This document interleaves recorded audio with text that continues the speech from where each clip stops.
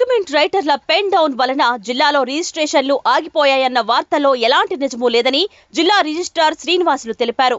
గత 4 రోజులుగా document రైటర్లు pen down కార్యక్రమం చేపట్టారు. రిజిస్ట్రేషన్ల కోసం ఎవరిని ఆశ్రయించకుండా సబ్ రిజిస్ట్రార్ కార్యాలయంలోని సేవా కేంద్రాలు ఏర్పాటు చేయాలన్న నేపథ్యంలో రాష్ట్ర ప్రభుత్వం తీసుకున్న నిర్ణయాన్ని వ్యతిరేకిస్తూ డాక్యుమెంట్ రైటర్లు పెన్ డౌన్ కార్యక్రమాన్ని చేపట్టారు. అయితే ఈ ప్రక్రియ వల్ల చాలా చోట్ల ఇబ్బందులు తలెత్తుతున్నాయని, రిజిస్ట్రేషన్లు ఆగిపోయాయన్న వార్తలు వస్తున్నాయి.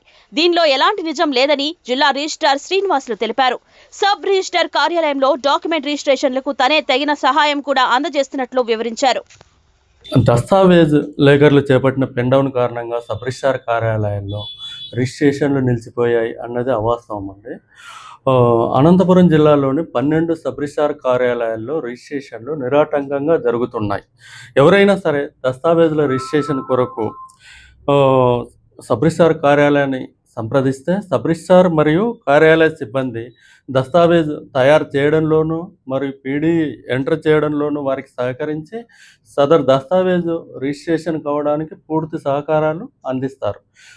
దస్తావేజుల రిజిస్ట్రేషన్ కొరకు ఏమైనా సందేహాలు ఉంటే సందేహ నివృత్తి కొరకై సంబంధిత సబ్ రిజిస్ట్రార్ కార్యాలయాన్ని సంప్రదించండి. 4 రోజుల నుంచి పెన్ డౌన్ జరుగుతున్నా కూడా కార్యాలయంలో ఎటువంటి నిలుపుదల లేదండి.